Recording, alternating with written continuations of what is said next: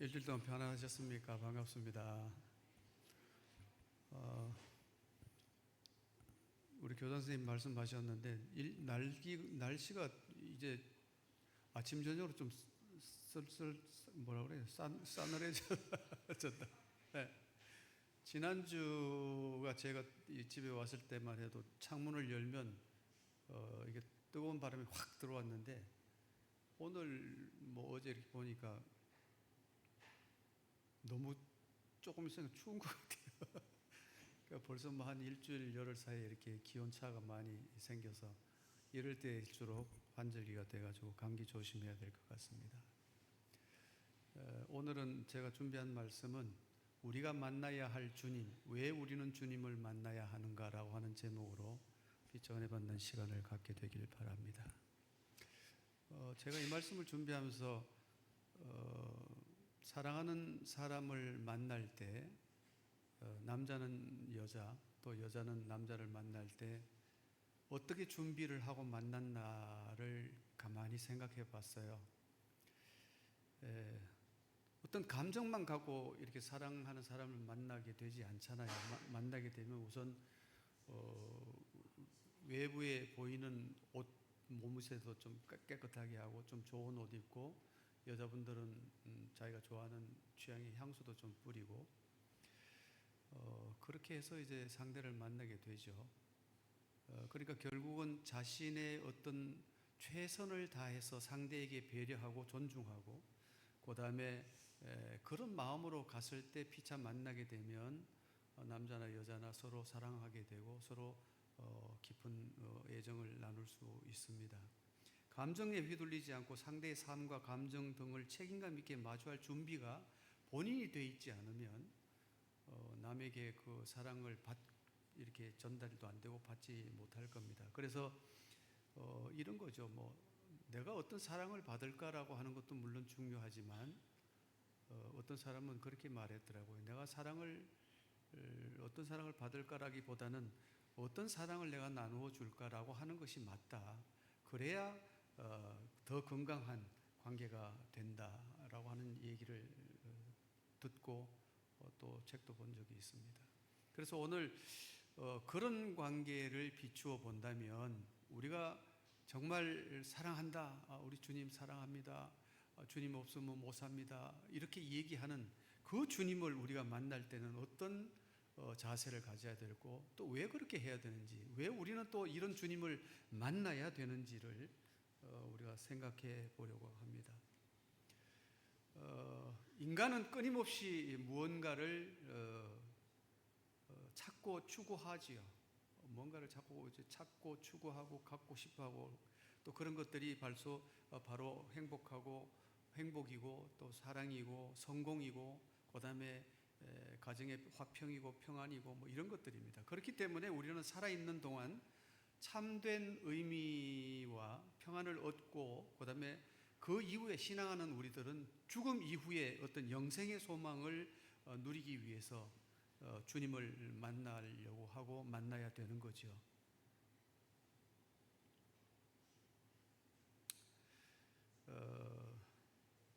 그래서 주님을 만나는 것이 선택이 아니라 생명과 직결된 절대적 필수라고 하는 사실을 우리는 결코 잊어버려서는 안 되겠다라고 하는 것입니다.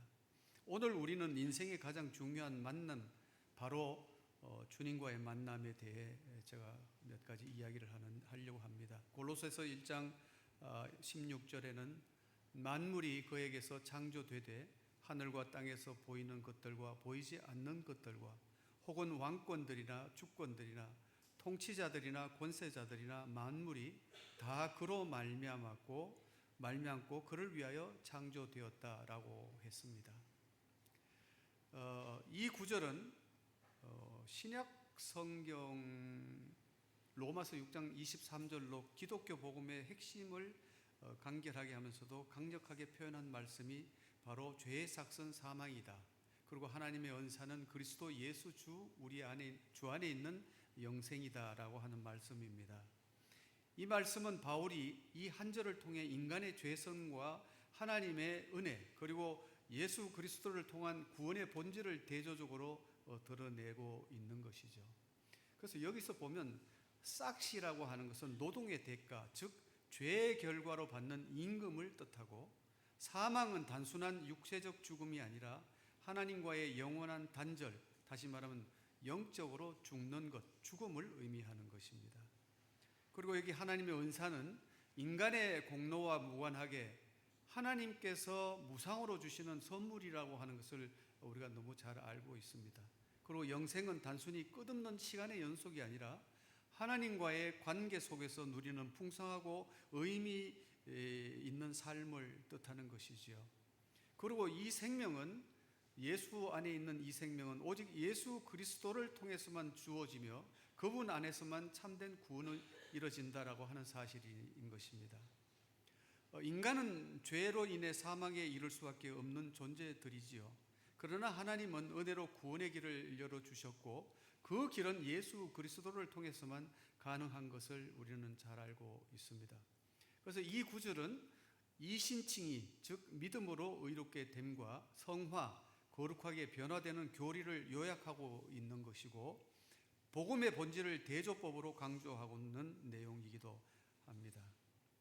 죄는 단순한 실수가 아니라 생명을 위협하는 영적 현실인 것입니다. 구원은 우리의 노력으로 얻는 것이 아니라 하나님의 선물임을 기억해야 되고요. 그리스도의 중심의 삶을 사는 우리의 생명과 구원이 예수님께 있음을 인식하고 그분을 중심으로 살아야 되겠다라고 하는 강한 결심 때문에 여러분과 제가 이 자리에 나와 있습니다. 이 말씀은 단순한 경고가 아니라 하나님의 사랑과 구원의 초대이며, 당신은 이 구절을 어떻게 받아들이고 있는지를, 우리는 어떻게 이 성경 구절을 받아들이고 있는 건지를 자세히 그리고 묵상할 필요가 있는 것입니다. 이 말씀 마태복음 11장 28절, 수고하고 무거운 짐진 자들아 다 내게로 오라, 내가 너희를 쉬게 하리라.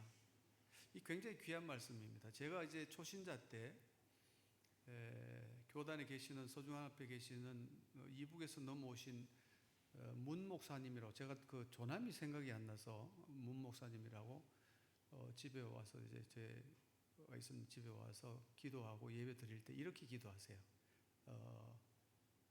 아버지, 그리고 이렇게 이북에서 오셨기 때문에 그렇게 기도를 해주시는데, 이 말씀을 가지고 굉장히 심도 있는 설명을 해석해주고 위로를 받게 해줍니다. 이 11장 28절의 말씀은 예수님께서 지친 영혼들에게 건네신 온유한 초대입니다. 단순한 위로를 넘어 삶의 근본적인 쉼과 회복을 약속하는 구절인데, 사실 이 구절을 우리가 너무 많이 들어왔기 때문에 그냥 이런 말씀이 있지, 그래 수고하고 무거운 짐 진다 오라고 그랬는데 가면 좀 위로를 받겠지, 이러고들 이제 저 같은 경우를 얘기하는 거예요. 여러분들 그렇지 않겠지만 그러고 이제 지나가는 경우가 많은데, 사실은 수고하고 무거운 짐진 자들아 라고 하는 이 단어가 굉장한 애정과 굉장한 사랑과 이런 것들이 다 내포되어 있어서 부르는 거잖아요. 삶의 고난, 그리고 개인적으로 가지고 있는 어떤 죄책감들, 인간관계에서의 어떤 갈등들, 그리고 삶에 오는 불안과 스트레스들, 우리 모두가 짊어지고 있는 다양한 짐을 상징하는 것이 무거운 짐진 자들인 거예요. 그러니까 수고하는 거죠. 세상에 수고와 짐진 자들이 없으면, 수고가 없고 노력이 없으면 세상을 어떻게 살겠습니까? 그냥 가만히 있으면 안 되잖아요. 다 내게로 오라라고 하는 것은 예수님은 조건 없이 모든 사람을 다 초청하시는 거예요. 저는 일전에 목사님 여기 계셔서 죄송한 말씀인데, 거기 경로당에 가셔가지고 저는 그렇게 열정적으로 그 어른들을 위해서 혼신의 힘을 다해서 이렇게 박수도 치는 것도 하시고 게임도 하시고, 전 놀랐어요. 제가 오늘 처음 표현하는 건데, 그러면서 목사님이 그 레크레이션 자격증을 가지고 계신다고 그러시더라고요. 그런데 일반 사회자들, 우리 교회 이렇게 많이들 하셨습니다만은 그 이상 너무 잘하세요. 그래서 우리 목사님 참 대단하다고 생각했는데 그들에게 이 복음을 전한다라고 하는 것은 내가 수고하고 헌신하고 하지 않으면 우리가 복음이라고 하는 것이 굉장히 귀한 보물인 것임에도 불구하고 받아들이질 않으니까 목사님이 거기 가서 제스처도 하고 박수도 치고 웃고 우리 모두가 그 갔던 분들이 다들 즐겁게 그리고 목사님 자주 좀 오세요. 그래서 우리가 그래서 한 달에 2번 가는 거예요. 지금 할머니들이 왜 한 달에 한 번 오느냐고 2번, 3번 오시라고 그래서 가는 거예요. 목사님 고맙습니다. 다 내게로 오라고 하는 예수님은 조건 없이 모든 사람을 초대하시는 건데 믿음으로 그분께 나아가는 것이 쉼의 시작입니다. 여러분, 우리가 예수님을 개인의 구주로 믿고 있는 것, 우리가 궁극적인 목적이 구원을 받기 위한 것이고 또 그 가운데 행복하게 살기 위한 어떤 그런 베이스가 다 있고 그런 것이 있는데 믿는 믿음이 없으면은 예수님을 내 개인의 구주라고 믿는 믿음이 없으면 여기 나와도 의미 없어요. 예수님 오셔서 제가요 중동교회 교인인데요 30년 40년 다니는 내가 누군지 잘 모르겠다. 왜? 그 믿음이 없으면 안 되는 거잖아요. 기초적인 이야기입니다. 내가 너희를 쉬게 하겠다라고 하는 것은 단순한 휴식이 아닙니다. 예수님께서 우리에게 내가 너희를 쉬게 할게라고 하는 내용은 영혼 깊은 곳에서부터 오는 평안과 회복을 의미하는 거예요. 영혼 깊은 곳이라고 하는 이 단어가 저에게는 굉장히 가까이 다가왔고 굉장히 의미 있게 다가왔어요. 그러니까 깊이 있는 이라고 하는 이 단어가 굉장히 우리는 잘 들으면서도 깊이 생각하지 않게 되는 단어 중에 하나가 깊이라고 하는 거예요. 여러분, 아내를 사랑할 때 그냥 사랑합니까? 깊이 사랑해 보십시오. 깊이. 그러면 내가 아내를 위해서 뭔가를 손해보는 듯 하면서도 손해가 아닌 사랑으로 승화돼서 해주는 일들로 되는 거예요. 아내들이요, 남편을 위해서 깊이 사랑해 보십시오. 그러면 내가 해주는 음식들을 깊이 사랑하는 마음으로, 기도하는 마음으로 하면 남편이 건강해질 수밖에 없는 거잖아요. 예수님은 짐을 들어주시는 분입니다. 우리가 감당하기 어려운 삶의 무게를 대신 짊어지시겠다라고 하셨습니다. 쉼은 관계 속에서 오는 거잖아요. 아무 관계가 없는 사람한테 쉬라고 하면 그건 대화가 안 되는 거죠. 그렇게 할 이유도 없고요. 그리고 예수님과의 인격적인 관계 안에서 우리는 진정한 평안을 누릴 수 있는 거예요. 인격적인 관계라고 하는 것이 뭐예요?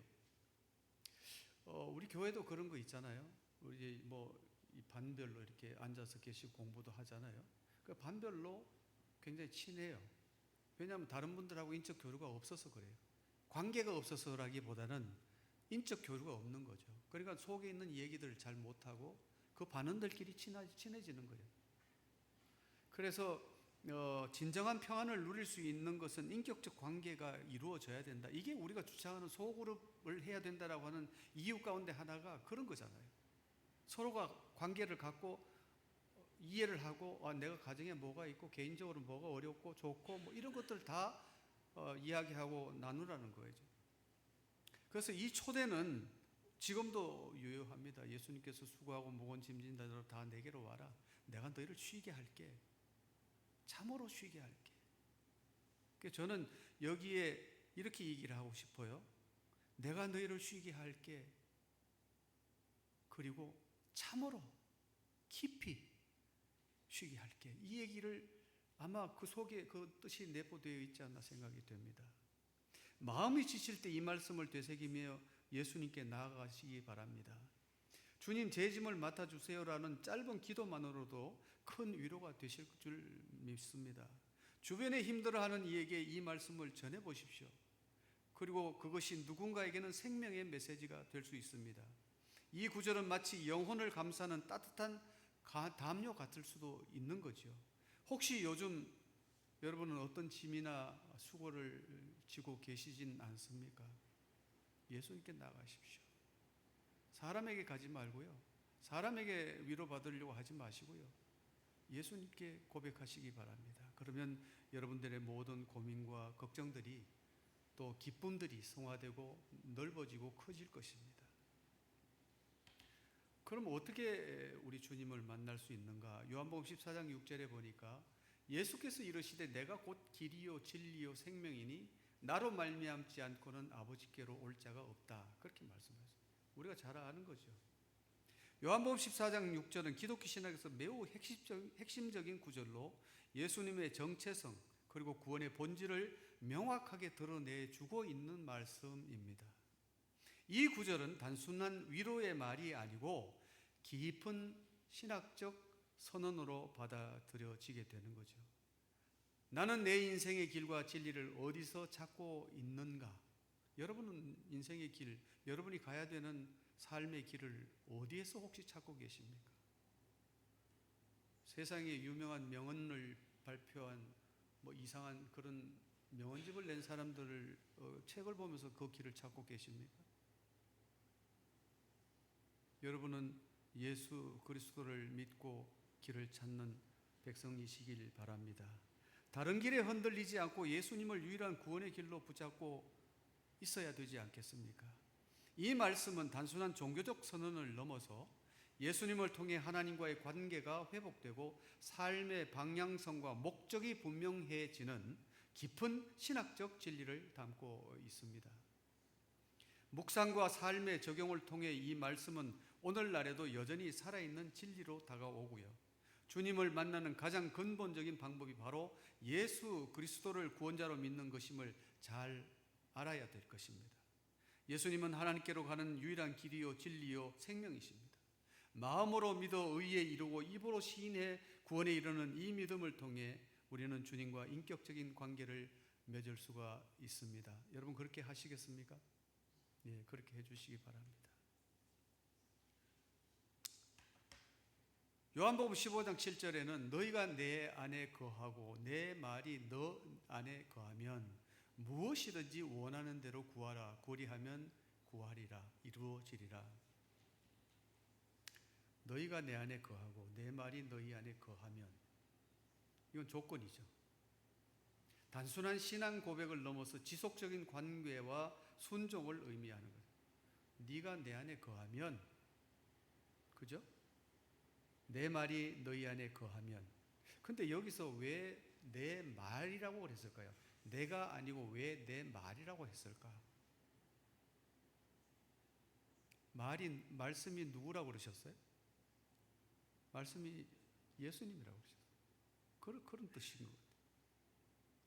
단순한 신앙 고백을 넘어서 지속적인 관계와 순종을 의미하는 말이 바로 너희가 내 안에 거룩하고 내 말이 너희 안에 거하면이라고 하는 말씀입니다. 예수님 안에 거한다라고 하는 것은 그분과의 인격적 교제, 말씀에 대한 순종, 그리고 삶의 방향이 그분을 중심으로 정렬되는 상태를 뜻하기도 하죠.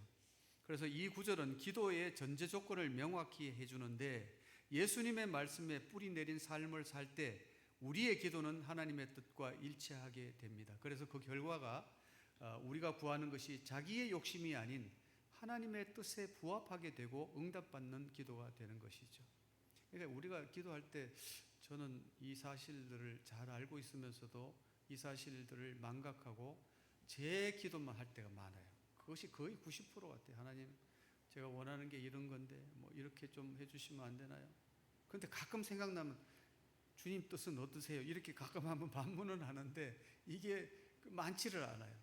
그러니까 항상 이렇게 기도할 때 그 아버지하고 아들하고 관계처럼 이렇게 기도하라고 그러잖아요. 아버지, 제가 오늘 이렇게 출장을 가려고 그러는데, 또는 일을 하려고 하는데 아버지 생각은 어떠세요? 이렇게 물어보고, 그래, 그러면 이렇게 하는 것도 좋고, 안 그러면 네 뜻대로 하는 것이 좋겠다, 이렇게 얘기하고, 내 뜻은 이렇게 하는 게 좋은데 네 뜻은 그러냐? 이렇게 대화하는 것이 기도라고 그랬는데, 우리는 기도할 때 일방적으로 기도해요. 아버지, 제가 오늘 이렇게 하는데, 저 원주 가는데 운전 잘하고 가서 일 잘 보고 돌아오게 해주세요. 이렇게 하고 기도하고 말아요. 근데 거기다가 아버지 뜻은 어떠세요? 물어보려니 아버지가 할 말이 없으시면 어떡하지? 이 생각이 또 들고 그래서 제가 그렇게 기도를 하는데, 어쨌든 아버지의 뜻을 먼저 물어보고 아버지 제가 뭐 일을 교회에서 또는 뭐 이런 일을 사회에서 이런 일을 하려고 하는데 어떠실까요? 그러면 내 욕심이 아니라 하나님의 뜻에 합당한 기도를 먼저 해야 그래야 하나님께서 그 응답이 된다 이렇게 말씀을 우리가 늘 공부하고 배운 거죠.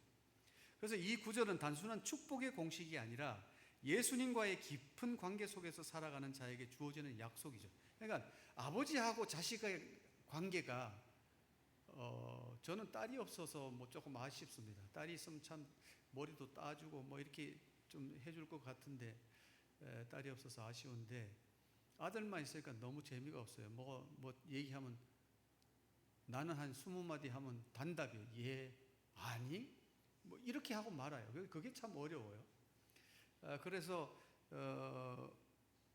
관계 속에서 살아가는 자에게 주어지는 약속을 잘 못 받는 것 같아요. 말씀과 기도로 그분 안에 거하는 삶을 살아갈 때 우리의 기도는 단지 소원이 아니라 하나님의 뜻을 이루는 통로가 된다라고 하는 사실을 꼭 기억하면 좋을 것 같습니다. 그래서 나는 예수님 안에 거하고 있는가 아니면 그분을 단지 지식적으로만 아는가? 우리가 교회 나와서 이렇게 아는데 지식적으로만 아는 건 아닌지 이 얘기를 좀 심각하게 받아들여야 되는데 사실 심각하게 받아들이지 않아요. 저 자신도 그렇고 그냥 뭐 예수님 안에 이렇게 예배 드리고 나오면 예수님 안에 있는 거지라고 생각하고 위로받고 그냥 사는 것 같아요. 사실은 그렇게 하면 안 된다는 건데 내 기도는 하나님의 뜻에 뿌리를 내리고 있는가 아니면 내 욕망에 기반하고 있는가 말씀을 삶 속에 얼마나 깊이 있게 실천하고 있는가 이런 어떤 질문들을 제 스스로 하면서 말씀을 준비를 해봤습니다. 여러분도 이런 생각을 한 번씩 해보는 것도 좋을 것 같습니다. 그러면 어떻게 주님을 만날 수 있는가? 마태복음 18장 20절에 이렇게 말씀하셨어요. 두세 사람이 내 이름으로 모인 곳에서 나도 그들 중에 있다. 그러니까 이게 우리가 소그룹 공부할 때 그런 얘기 하잖아요. 이 말씀을 많이 하시더라고요. 두세 사람이 모인 곳에 나도 그들 중에 너희들 중에 있다. 그러니까 소그룹을 양성화시켜서 해야 된다. 뭐 이런 말씀을 많이 하세요. 그래서 이 말씀은 예수님께서 공동체 안에서의 임재와 연합의 본질을 선언하신 구절이죠. 그래서 단순한 모임을 넘어서 영적 의미를 담고 있는데 그게 어떤 뜻이냐 하면 나도 그들 중에 있는이라는 선언은 예수님의 실체적이고 인격적인 임재를 약속하는 것이에요. 우리가 저녁 먹고 와서 지금 딱 졸릴 시간이죠. 그런데다가 뭐 움직이는 것이 없이 그냥 일방적으로 제가 얘기하는 걸 들으려니까 좀 그렇죠. 기지개 한번 펼까요? 기지개 한번 이렇게 펴보시겠습니까? 잠깐. 그러면 조금 졸음 혹시 달아날까요? 그래서 상징적인 표현이 아니라 내가 두세 사람이 모인 곳에 나도 있다라고 하는 것이 성령을 통한 그리스도의 현존을 의미하는 거예요. 그래서 두세 사람이라는 표현은 숫자가 많고 적음보다는 진정성을 얘기하는 거예요. 두 사람이 있어도 너희들이 나를 믿는 믿음이 있으면 내가 그 자리에 있겠다. 그 말이잖아요. 믿음이 없이 순종하는 것은 있을 수가 없으니까. 그래서 예수님의 이름으로 모인다는 것은 그분의 권위와 뜻에 따라 모이는 것이고 단순한 친목이 아니라 신앙적 연합임을 뜻하는 것입니다. 그래서 이 구절은 교회의 정의를 재정의하는데 건물이나 규모가 아닌 예수님의 이름으로 모인 공동체가 바로 교회다. 그리고 여러분들 개개인이 교회라고 하는 사실은 뭐 익히 잘 알고 계시죠? 그래서 초대교회처럼 가정에서 모이는 작은 공동체도 참된 교회로 인정받는 근거가 이래서 되는 거죠. 마태복음 18장 20절을 근거로 해서 집에서 가정에서 가정예배 이렇게 드리는 그것도 참된 교회다. 나는 예수님의 이름으로 모이는 공동체 안에 속해 있는가? 여러분은 그런 것을 질문 좀 해볼 필요가 있어요. 우리의 모임은 예수님의 뜻과 임재를 중심으로 이루어지고 있는가? 우리는 그렇게 하고 있죠. 작은 모임이라도 그 안에 예수님이 함께 하신다는 믿음을 가지고 있는가?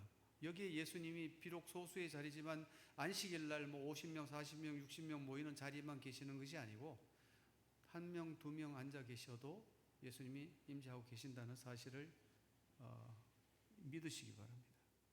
대형화된 교회 문화 속에서 소그룹과 진정한 교제의 가치를 되새기게 하는 말씀이 이 말씀이고요. 예수님은 숫자나 장소에 제한되지 않고 그분의 이름으로 모인 곳에 실제로 함께 하신다는 약속을 이 말씀을 통해 주신 겁니다. 그래서 주님은 우리가 혼자가 아니라 공동체 안에서 함께 성장하고 교제하기를 원하시고, 교회는 주님의 몸이며 우리는 서로 지체가 된다라고 하는 사실을 우리가 익히 공부해와서 잘 알고 있습니다. 성도들과의 교제, 그리고 섬김, 그리고 함께 예배하는 것을 통해 우리는 주님의 임재를 경험하고 주님을 더욱 생생하게 만날 수 있는 것입니다. 그래서 이 대목, 이 말씀 마태복음 18장 20절에 대해서 목사님은 어떤 견해를 갖고 계신지 한번 들어볼까요?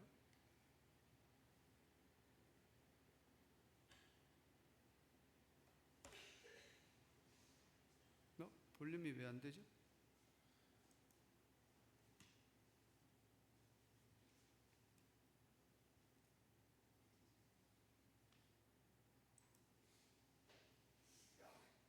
나옵니다. 됐다 안 됐다네?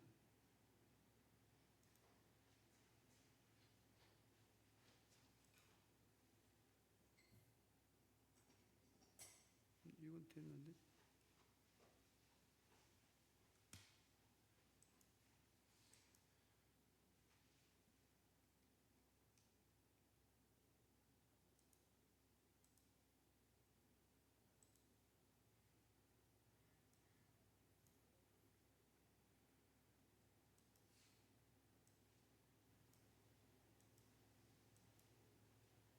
안 돼?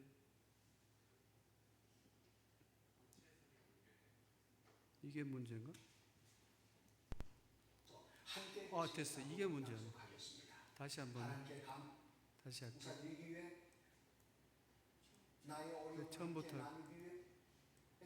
그리고 형제의 문제를 주님께 아뢰기 위해 함께 기도를 받은 너를 오늘 찾아보시기 바랍니다.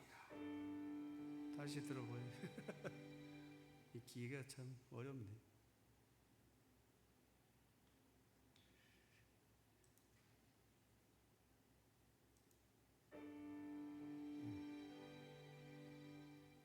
부유하여 경제적인 어려움을 호소할 수 있고 지식이 많아 궁금한 것을 문의할 수 있으며 많은 문제들을 해결할 수 있는 위치에 있는 분이 함께한다면 어떤 경우에도 든든할 것입니다. 실제로 그런 분이 계십니다. 바로 예수님이십니다. 어떻게 하면 예수님을 우리 가운데 모실 수 있을까요? 의외로 방법은 간단합니다. 마태복음 18장 20절입니다. 두세 사람이 내 이름으로 모인 곳에는 나도 그들 중에 있으리라. 예수님을 우리의 삶 속에 모실 수 있는 방법은 형제들과 연합하여 함께 기도하는 것입니다. 예수님은 우리의 기도를 듣고 응답하실 뿐만 아니라 오셔서 함께 계시겠다고 약속하셨습니다. 하나님께 감사드리기 위해, 나의 어려움을 함께 나누기 위해, 그리고 형제의 문제를 주님께 아뢰기 위해 함께 기도드릴 파트너를 오늘 찾아보시기 바랍니다.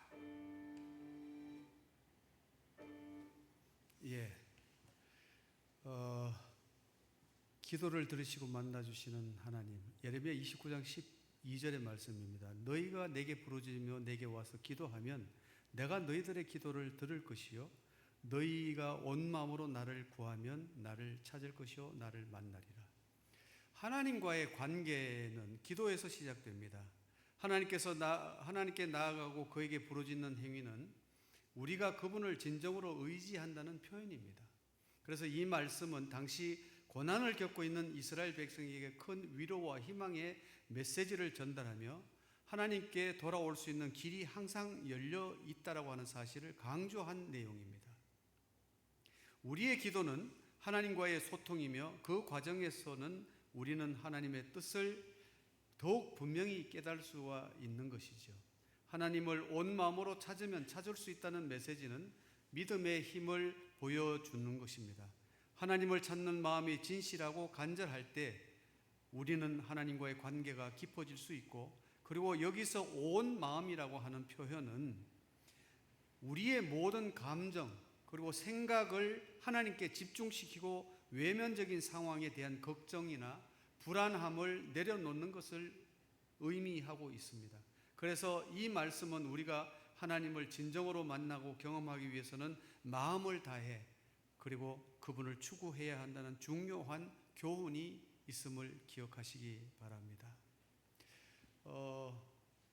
제가 만난 하나님에 대해서 이제 복음성가를 한 곡 준비를 했는데요.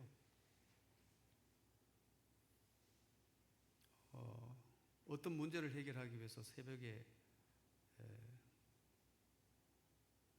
벌판에 나와서 기도할 때 하나님께서 정말 살아계신지 이 어려운 고통의 시간을 왜 해결해 주지 않는가 라고 하는 시간이 있을 때가 있었습니다. 그때 들어본 노래 중에 이 노래가 제 심정을 울렸고 눈물을 많이 흘리게 한 노래이기도 합니다. 함께 들어보시겠습니다.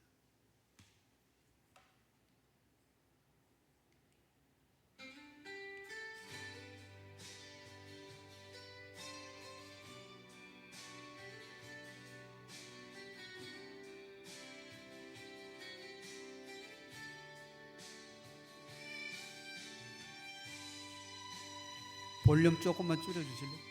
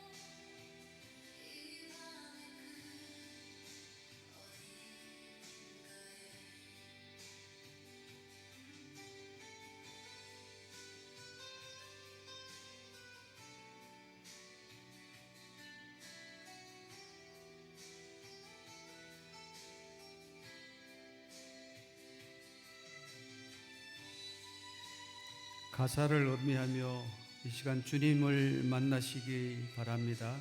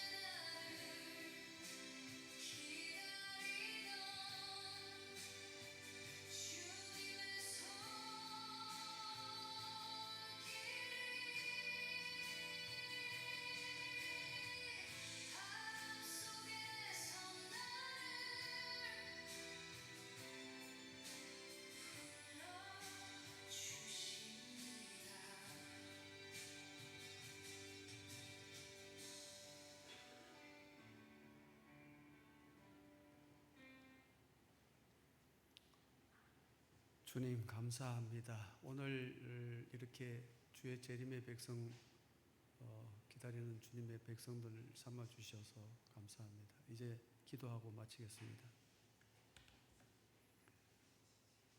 사랑하는 하나님 아버지, 오늘도 주님의 말씀 앞에 우리를 모아주시고 재림의 소망 가운데 깨어있게 하심을 감사드립니다. 세상은 흔들리고 시간은 흐르지만 우리를 끝까지 붙드시는 주님의 은혜는 변함이 없습니다. 우리가 주님의 다시 오심을 기다리는 동안 말씀 안에 거하게 하시고 믿음으로 살게 하시며 서로 사랑하고 섬기며 준비하는 교회 우리 모두가 되게 하옵소서. 오늘 예배 가운데 주신 말씀을 마음에 새기며 감사함으로 우리의 삶을 주님께 드립니다. 작은 것 하나에도 감사할 줄 아는 믿음을 주시고 고난 속에서도 주님의 뜻을 신뢰하는 성숙한 성도들 되게 하옵소서.